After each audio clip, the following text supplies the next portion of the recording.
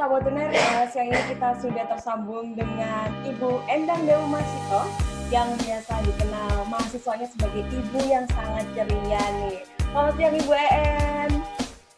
Selamat siang. Assalamualaikum warahmatullahi wabarakatuh. Ibu, bagaimana kabarnya Ibu? Makin cantik. Alhamdulillah sehat walafiat dan terus berusaha memelihara bahagia biar imunitasnya meningkat. Ya Allah. Lagi apa ini Bu sekarang Bu? Kami ini sebenarnya lagi pelatihan untuk penggunaan Zoom Edu. Zoom Edu. Biar bisa daring ya Bu ya. Ya. Seperti itu. Nah, Ibu En, kamu mau nanya dikit nih. Ini kan lagi pandemi COVID ya Bu ya. Semuanya pekerjaan dialihkan ke daring. Nah, untuk menyesuaikan dari manual ke daring gimana? Menyesuaikan jam kerja ataupun jam perkuliahan sama Bu En bagaimana? Begini, kalau masalah menyesuaikan jam kerja, terutama jam perkuliahan ya, kami tetap menggunakan jam kuliah lama. Kemudian, waktu itu kan ada kelonggaran, jadi memulai kuliah bisa mulai tanggal 30 Maret ataupun tanggal 6 April. Kami memilih tetap tanggal 30 Maret dengan pikiran bahwa kita sebenarnya sebelumnya sudah sering menggunakan e-learning. Nah, sehingga untuk kita ambil start di awal tanggal 30 dengan menggunakan aplikasi-aplikasi e-learning yang sudah ada. Gitu. Baru kemudian sambil jalan itu sambil kita adaptasi mempelajari aplikasi-aplikasi yang baru, baik itu Google Meeting ya, kemudian Zoom Meeting, kemudian yang baru itu Bitri ya, Briku Button, kemudian yang terakhir ini Zoom Edu. Jadi kalau jadwal kuliah kita tetap hanya adaptasi di aplikasi metode-metode yang baru. Nggak ada masalah ya Bu ya sama jam perkuliahannya, jadi tetap pakai jam kuliah lama ya. Cuma ya kalau jam kuliah hanya masalah, terutama didukung dengan berbagai macam aplikasi yang macam-macam bisa kita gunakan, itu tidak masalah.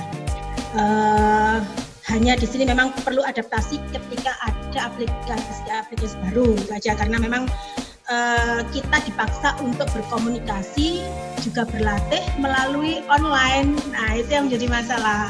Jadi kita seperti masuk pada dunia baru gitu Mbak. Siap. Ya, Ibu masuk pada dunia baru. Gimana?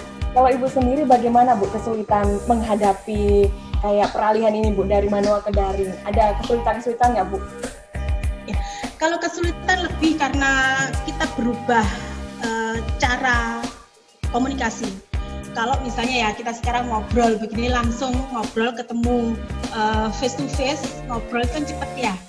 Tapi ketika itu dilakukan dengan online ya itu menjadi sesuatu yang membutuhkan energi yang lebih. Karena misalnya masalah satu kalimat saja itu pengertiannya bisa menjadi bias. Nah untuk memfriskan agar itu tidak bias pengertiannya itu yang dibutuhkan energi yang lebih. Kedua juga rasa jenuh. Karena apalagi kita ya yang biasa setiap hari itu pergi pagi pulang petang gitu ya sampai tidak ketemu sinar matahari itu ibaratnya ya. Jadi sekarang harus tidak ketemu sinar matahari juga tapi di dalam rumah terus. Itu suatu secara psikis itu ada kejenuhan tersendiri. Nah, Ibu tadi kan katanya jenuh nih Bu. Gimana nih Ibu untuk membunuh kebosanan, membunuh kejenuhan ini bagaimana? Ada kiat-kiatnya nggak sih Bu? Apa? Ada kiat? Kalau kiat memang ya tergantung bagaimana kita pinter-pinternya nyari ya. Karena satu kita sendiri kalau biasanya misalnya kalau ketika waktu kita kerja offline itu kita hiburannya justru pakai HP. Nah sekarang jenuhnya juga pakai HP gitu. Pakai HP jenuh, pakai online jenuh. Hiburannya kita nggak bisa keluar. Jadi yang di rumah itu yang ada yang kita optimalkan. Kalau saya sih ya, kebetulan suka bunga ya. Jadi itu bunga itu menjadi objek. Kemudian apa? Bercocok tanam gitu. Kemudian ya hikmahnya juga itu apa namanya, kita lebih banyak waktu berkumpul dengan anak-anak ya, apalagi yang seperti kita sudah berkeluarga punya anak itu, jadi apa namanya, mikir dan berusaha selain kita sendiri mengatasi jenuh, juga bagaimana mengatasi jenuh pada anak-anak. Jadi ya lebih banyak berkomunikasi dengan anak-anak, kemudian lebih banyak memberikan aktivitas pada anak-anak, terutama yang aktivitas bersama, sehingga kita bisa lebih interaksi dengan anggota keluarga yang selama ini justru mungkin lebih banyak lewat online gitu ya. Sekarang Dipertemukan masuk ke secara dunia nyata, ya ngumpul nyata gitu. seperti Itu susah sih. Iya. Ibu, ada nggak Bu saran buat teman-teman mahasiswa ataupun sivitas akademika Universitas Airlangga untuk mengisi kebosanan ataupun saran-saran yang lain yang untuk WFH ini Bu, agar tetap produktif gitu Bu?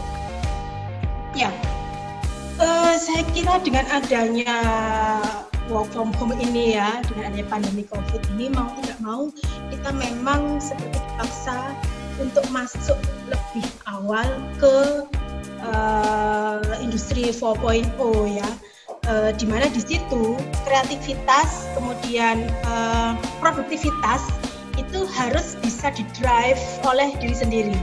Jadi kalau kita istilahnya itu bisa mendrive diri kita untuk produktif, insya Allah rasa bosan itu tidak akan menyertai hari-hari kita dalam work from home ini. Jadi harus ada niat untuk produktif itu sendiri ya Bu ya. Nah, yang terakhir Bu, pesan dari Ibu untuk teman-teman mahasiswa di rumah apa nih Bu? Dengan work from home ini, mau tidak mau kita harus belajar mandiri.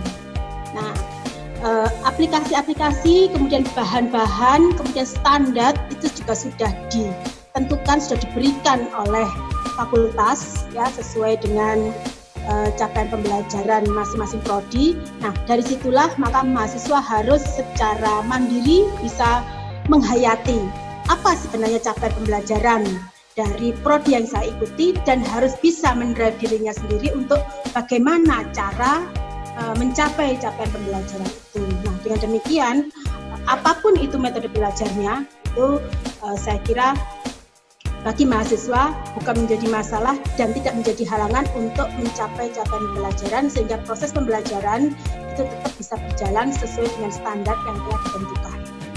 Waduh, keren banget ya. Seperti itu ya teman-teman mahasiswa, perlu diperhatikan pesan dari Ibu EN. Terima kasih Bu EN untuk sharing-sharingnya siang hari ini. Oke, sama-sama Mbak. Selamat beraktivitas kembali Ibu.